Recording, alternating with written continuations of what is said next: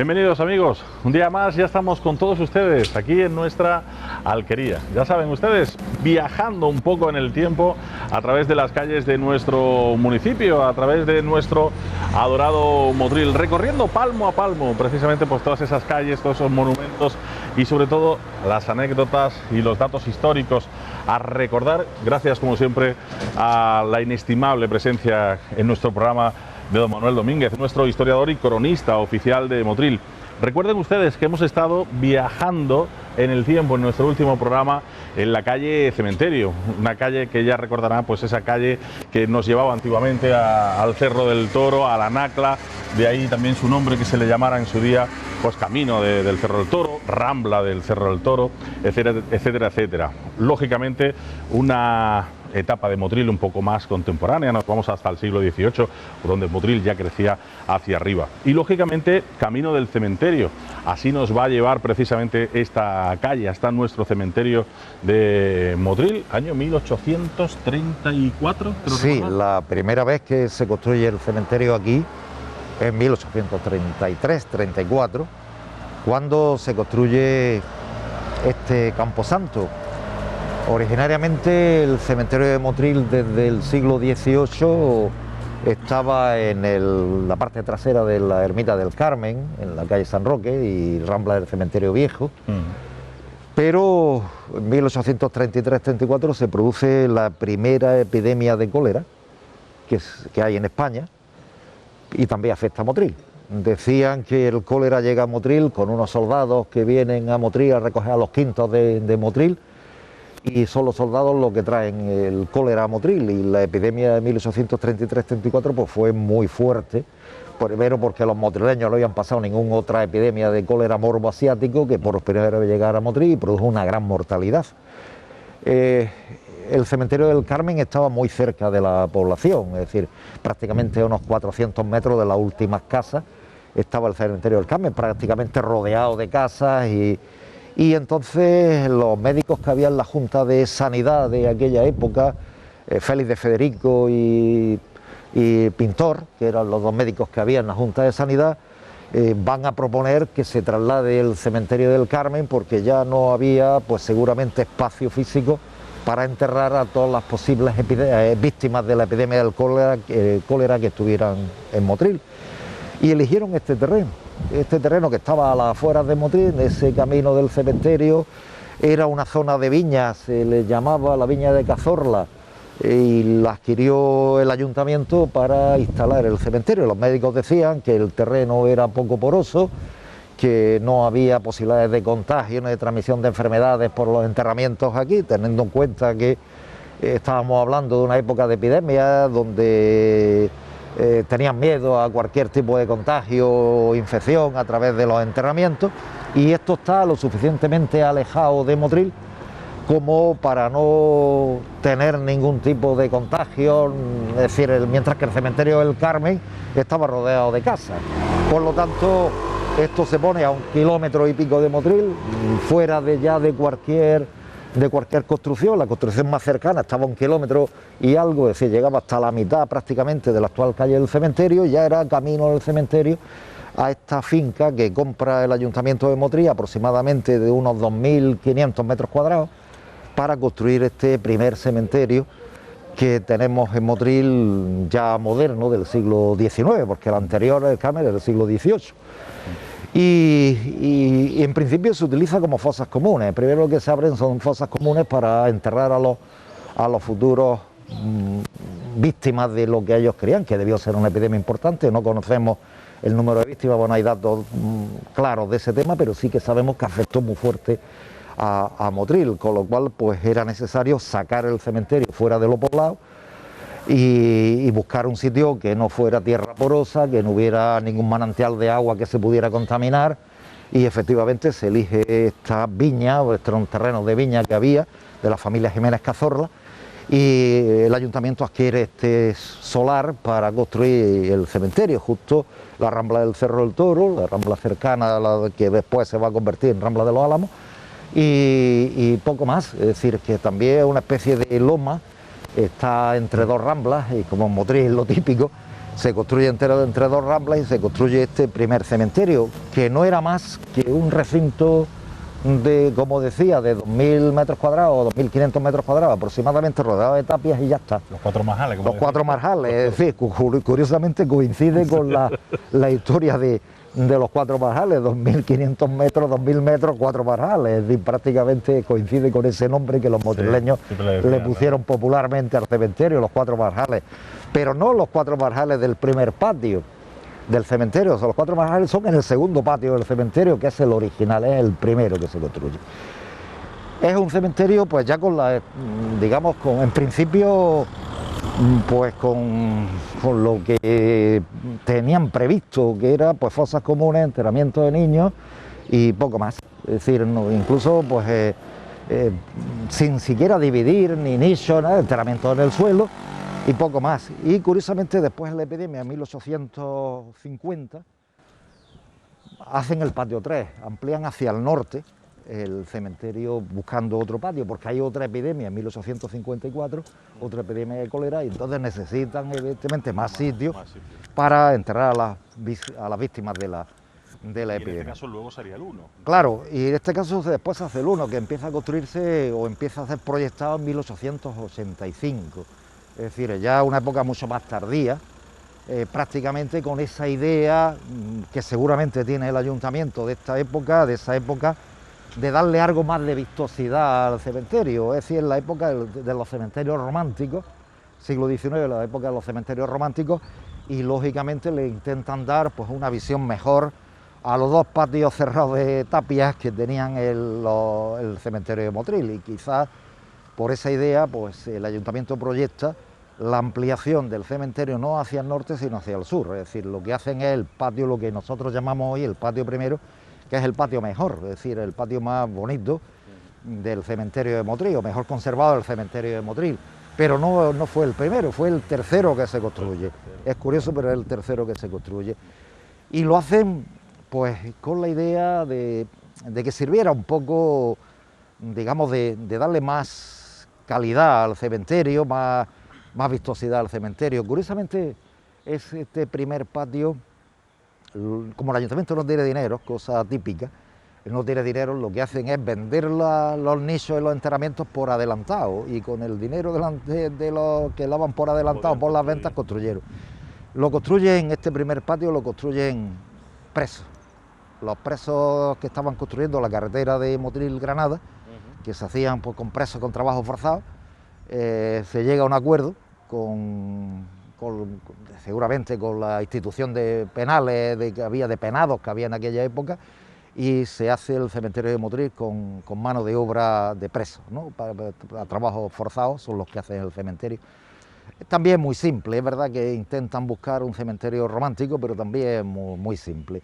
La historia del cementerio es muy interesante y muy importante para las ciudades, ¿no? Hoy en día, cuando hablamos de cementerios, parece dar la impresión de que hablamos de algo macabro, negativo, pero en realidad lo que estamos hablando es de memoria histórica, es decir, que evidentemente forma parte del patrimonio de la memoria, porque aquí en este cementerio desde 1833 o 34 empezó a enterrarse motrileños, y eso forma parte de la memoria. Es verdad que es una memoria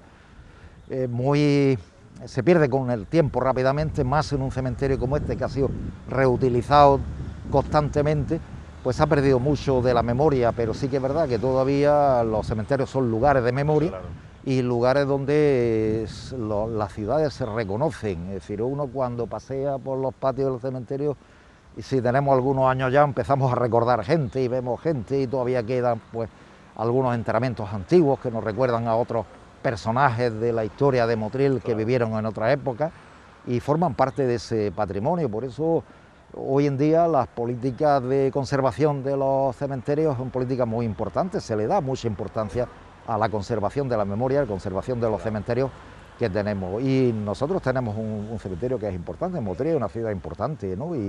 Y Motril conserva su memoria o parte de su memoria aquí, en este recinto, que nosotros llamamos cementerio, camposanto, como queramos llamarlo, y que nada más que pasear por sus patios, nos recuerda constantemente, es decir, cualquiera que entre aquí pues recuerda a sus familiares, a sus amigos, a los conocidos, a no sé quién, forma parte de la memoria, claro. Y es fundamental conservarla.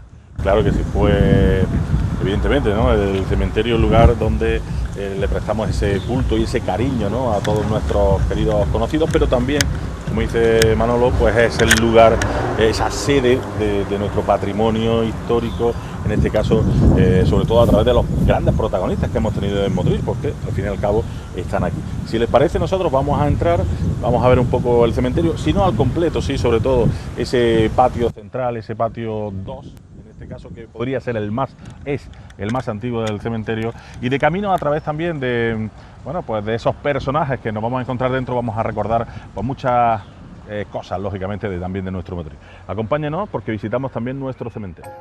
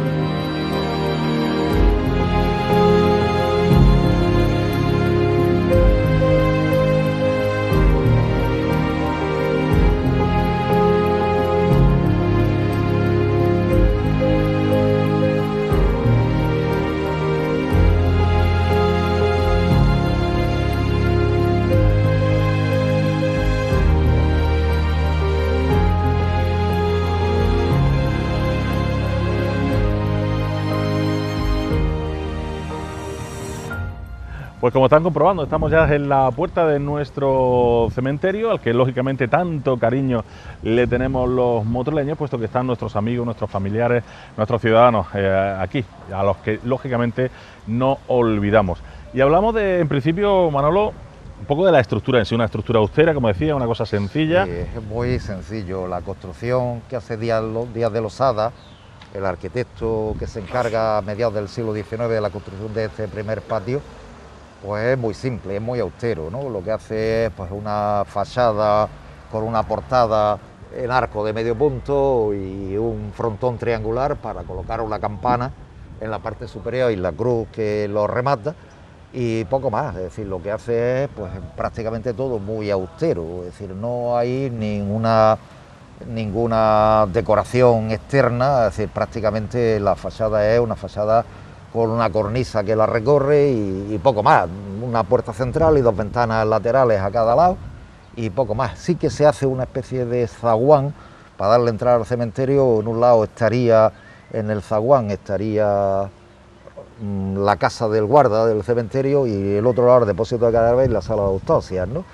Pero no más, es decir, no hay una fachada de niveles artísticos. Recuerda mucho a estas terminaciones típicas de todavía de la industria, prácticamente muy ecléctico, ¿no? Recordando pues muchas formas de típicas eclécticas que la burguesía de ese siglo XIX todavía le gustaba mucho, ¿no?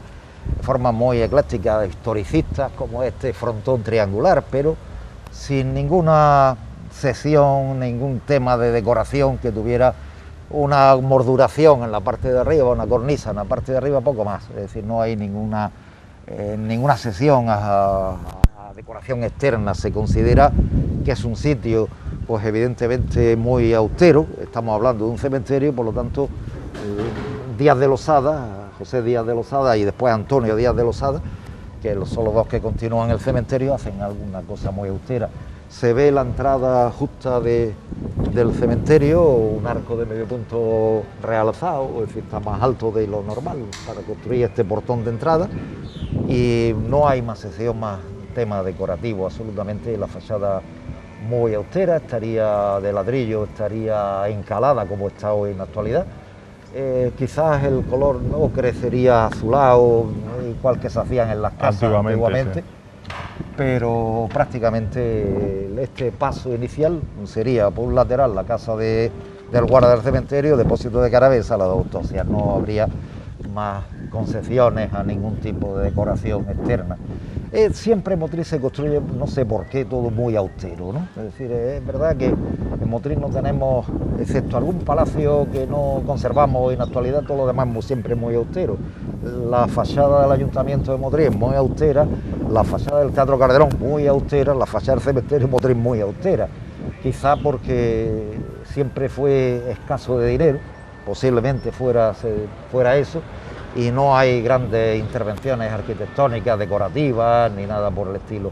Esto es muy austero, alejado de Motril, como querían los médicos de la Junta de Sanidad de 1833, querían que fuera algo muy alejado de Motril, y además un terreno sin agua, que una de las grandes reivindicaciones fue traer el agua al cementerio, que se trajo bastante posterior, en el siglo XX, se trajo al cementerio agua, que en principio se trajo desde la Nacla, y después ya cuando se establece el canal de aguas potables y tal, se hace bien, ¿no? Pero en principio se trajo una canalización desde la fuente de la Nacla al cementerio y poco más, es decir, no hay, en teoría tampoco ni siquiera ese cementerio romántico, porque no hay un gran elemento de romanticismo, ni cipreses, ni nada por el estilo. Buenos días. Buenos días. Ni hay cipreses, ni hay decoración típica de los cementerios románticos que se hacían. Es muy simple, es todo muy austero, muy simple. No hay una gran extensión, posiblemente tampoco los 4 marjales dieron para mucho más. Es decir, que indudablemente hicieron lo que pudieron, y Díaz de Losada, que además es el gran diseñador... Que también está aquí. También está enterrado aquí.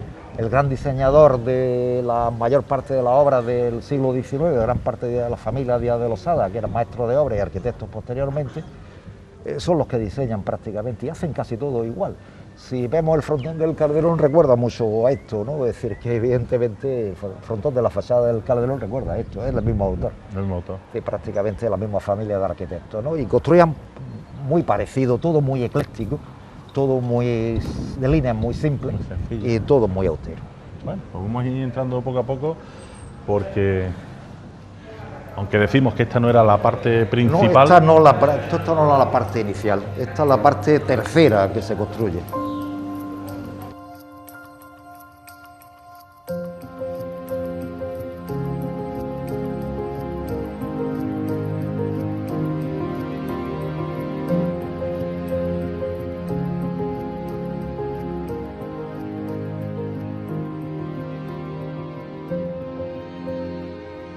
Atravesamos el patio 1 y vamos a entrar en el patio 2, donde nos decía Manolo que precisamente esta puerta de entrada, esta bóveda de entrada al patio 2, que es el patio, o sea, es realmente la primera parte, o sea, realmente el cementerio se empezó ahí en el patio 2, esta sería la puerta de entrada original. Esto debió ser la puerta de entrada original, es verdad que debió algo modificarse cuando se construye el primer patio, cuando se amplía a partir de 1858 el primer patio, pero esta es la puerta original del cementerio. Claro, más tarde luego ya se hizo, claro, bueno, se hizo incluso es difícil de saber, pero aquí debió existir también alguna vivienda, algo aquí, es decir, aquí lo que después se debió derribarse para construir la capilla o derribarse para ampliar el cementerio, pero esta es la entrada original al cementerio, que como decíamos eran los 4 marjales, 2.000 metros cuadrados, 2.100 metros cuadrados, exactamente medía el patio inicial,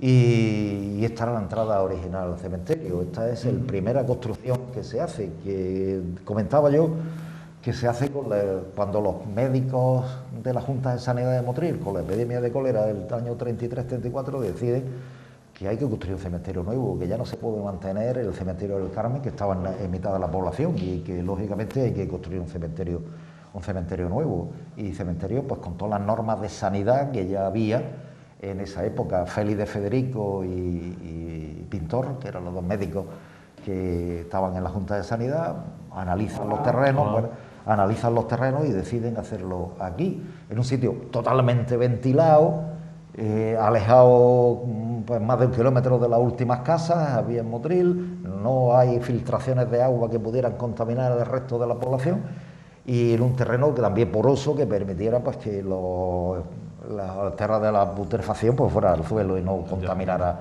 absolutamente nada.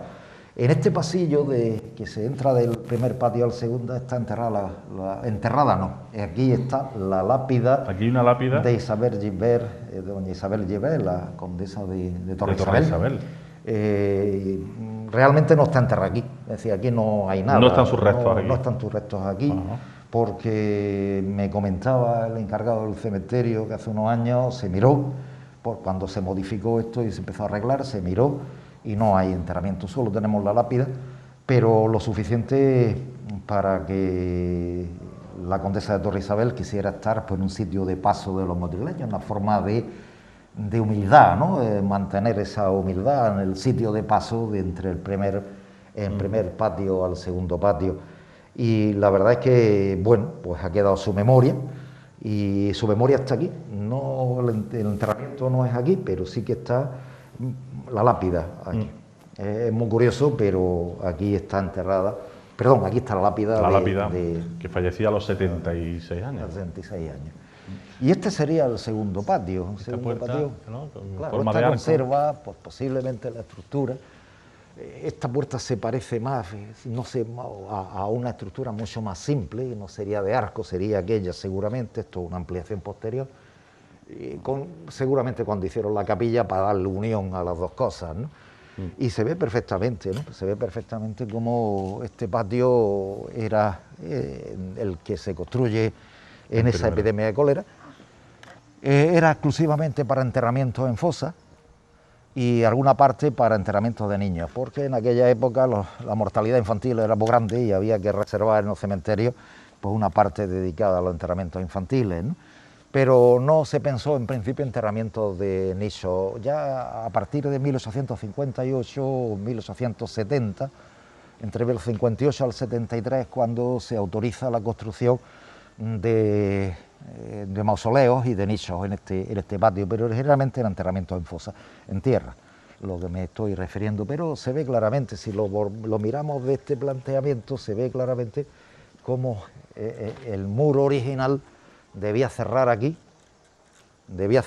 con una puerta de entrada allí. Debió haber alguna casa del guarda o algo por el estilo aquí en la propia entrada, y este sería el patio del origen del cementerio. El origen del cementerio estaría aquí, en este patio 2, ¿no? Este sería el patio 2, claro.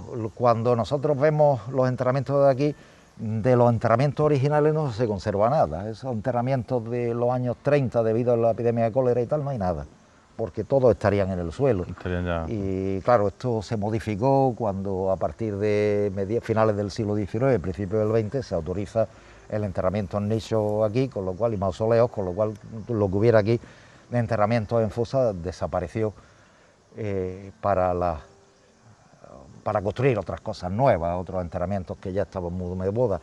Uno de los graves problemas que tiene el cementerio de Motril, incluso ya cuando se construye, es el espacio. El espacio es muy reducido, 2.100 metros cuadrados, los 4 marjales de la Viña Cazorla, era un espacio muy reducido, una población que estaba creciendo constantemente.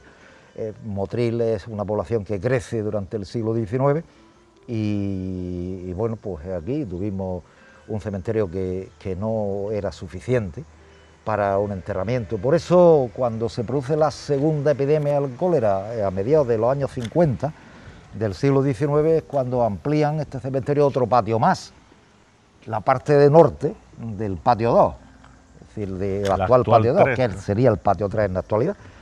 Y se hace lo mismo, es decir, enterramiento en fosa, y este se arrecifa, es decir, este se le ponen ya algún pasillo, se hacen con un empedrado, calles, ¿no?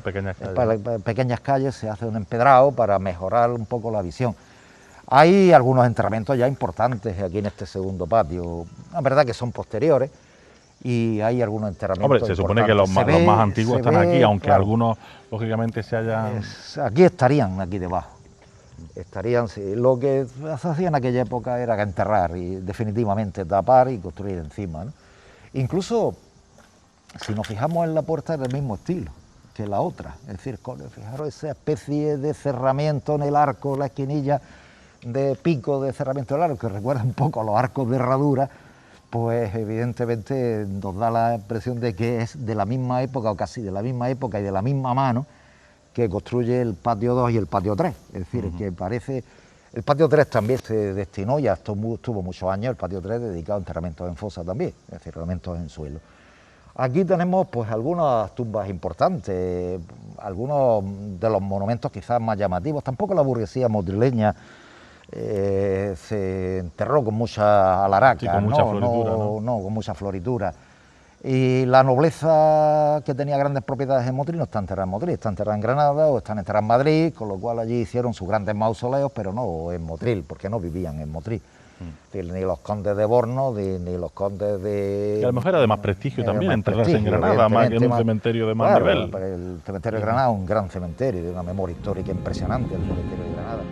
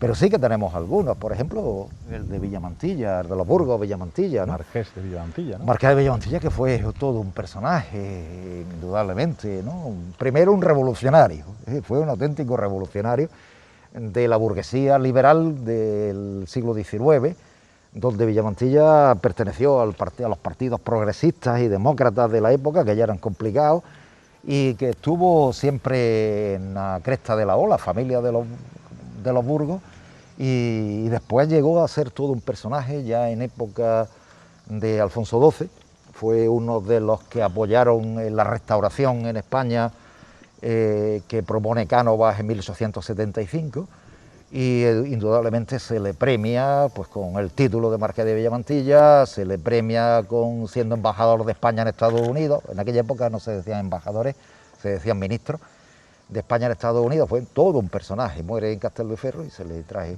aquí, pero la tenía familia... casa principal, ¿no? En Madrid, y Motril también, la Villamantilla, en la zona de Cruz Verde, en la plaza Cruz Verde, en la calle Carrera, ¿no? En la calle de la Carrera. Y la casa estuvo hasta que se derriba, pero Tuso estuvo casado pues con unas mujeres también de gran prestigio en Motril, doña Pilar de León y Gregorio, marquesa de Esquilache, ni más ni menos. La ¿no? marquesa de Esquilache, nada más y nada menos. Es decir, que este fue todo un personaje del Antonio Mantilla de los Ríos y Burgos, ¿no? Es decir, que fue... ¿Y la todo... marquesa de Esquilache por sí sola? Ya era un personaje, la marquesa, era un personaje, ¿no? La marquesa de Esquilache, ya estuvo muy relacionada con Motril en un tiempo, ¿no? Y la verdad es que ella decidió enterrarlo en Motril, ¿no? Su tierra natal, y es un personaje poco conocido en Motril, pero fue un gran personaje, a nivel no solo motrileño, español, ¿no? A nivel nacional, un gran personaje. Primer marqués de Villamantilla. Alfonso XII le premia que apoyara a Antonio Cánovas en la restauración. Cuando termina la Primera República, En 1873 Antonio Cánovas propone la restauración de la Casa de Borbón en España, porque en la Revolución de 1868 se había expulsado de España a Isabel II. Y en 1875 Cánovas consigue que se establezca en España de nuevo la dinastía de los Borbones, en la figura del príncipe Alfonso, que va a reinar con el nombre de Alfonso XII. Ese proceso se llama la restauración. Y en Motril hay pues personajes que apoyan ese tema. Por ejemplo, las familias rojas de aquella época son alfonsinos, se llamaban el Partido Alfonsino, y Villamantilla formó parte del Partido Alfonsino. Lógicamente, el rey después le otorga el título, otorga fue todo un personaje, y además casado por una de las grandes de España, a Pilar de León y Bravo, la marquesa de Esquilache, que evidentemente fue toda una mujer adelantada a su tiempo, y una mujer que tuvo, incluso en el tema de desarrollo industrial, de desarrollo de negocios, el mundo de los negocios, fue todo un personaje, la marquesa de Esquilache. Y él, hombre de mucho reconocimiento a nivel internacional, pero olvidado en Motril. Si repasamos las revoluciones, la época de las revoluciones burguesas en Motril, a partir de 1840 aproximadamente, nos aparecerá Villamantilla por todos lados, ¿no? Marquesa de Esquilache, por ejemplo, tiene su calle, Antonio, pero el Marqués de Villamantilla no. Él va a llegar a tener el reconocimiento. Y si digo que si repasamos la historia de Motril, de la época revolucionaria de los años 40, 50 del siglo XIX, Antonio Mantilla de los Ríos nos lo encontraremos siempre al frente de todas las revoluciones había y por haber. Y debió ser todo un personaje, un gran político. Se conservan escritos de él, se conservan incluso pasquines de cuando se presentaba a las elecciones, la publicidad de su candidatura. Incluso fue alcalde de Motril, ¿no? Es decir, que está claro que fue uno de los personajes de la más familia Burgos. Sí, estuvo casado con Villamantilla Burgos, ¿no? De los Ríos y Burgos, porque se casó, su madre estaba casada con un Burgos. Y evidentemente formó parte de la familia de los Burgos. El monumento es muy simple, tampoco es una columna de base cuadrada y termina en una piedra. Decíamos que Motril tampoco ha hecho grandes grandes monumentos ni grandes monumentos en el cementerio de Motril. Lo hacen en otro sitio, ¿no? Es decir, a lo mejor por los grandes noblezas lo hacen en otro lado. Con grandes ángeles y con grandes aspavientos de temas de enterramiento no lo hacen aquí. Y es muy curioso porque aquí está enterrado también otro de los personajes de la familia Burgos, ni más ni menos que Palanco, don José Palanco y Romero. José Palanco y Romero, catedrático de Historia de España en la Universidad de Granada, diputado nacional por Izquierda Republicana en época de hazaña, alcalde de Granada, desgraciadamente fusilado en julio de 1936 por el ejército sublevado, porque perteneció al alcalde, y casado con una motrileña, con Lola Burgos, y lo entierran en Motril, muere en Granada, lo fusilan en Granada, en el cementerio de Granada, y lo entierran en Motril. Todo un personaje. Hay un libro de Miguel Gómez Oliver, profesor catedrático de la Universidad de Granada, sobre este personaje, que si lo viéramos o leyéramos el libro de Miguel Gómez Oliver o viéramos la historia de don José Palanco Romero, nos quedaríamos asombrados del personaje tan importante que fue. Los estudiantes de historia de principios de los años 20, años 30, estudiaron con sus libros y fue uno de los grandes personajes. Tiene un libro sobre la guerra de independencia y sobre el alcalde de Otíbar como guerrillero, magníficos, que hemos usado pues todos aquellos que nos ha interesado un poco la historia de Granada, la provincia de Granada. Y aquí está enterrado también.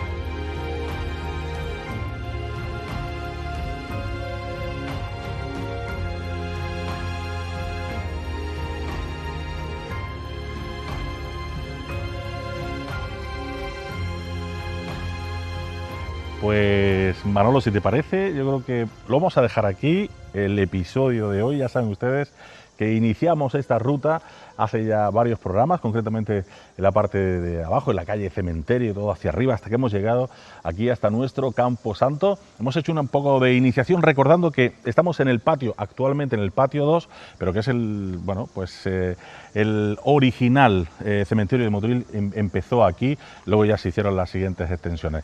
Si les parece, nosotros en nuestro próximo programa vamos a seguir recorriendo nuestro cementerio, sobre todo este patio más antiguo, donde a través precisamente pues de las diferentes mausoleos, lápidas, etcétera, vamos a ir recordando a aquellos motrileños ilustres que cariñosamente están aquí. Así que nosotros les emplazamos para la próxima semana aquí en nuestra alquería y seguiremos recorriendo nuestro cementerio. Gracias, Manolo. Hasta la próxima. Hasta la próxima. Hasta la próxima. Adiós.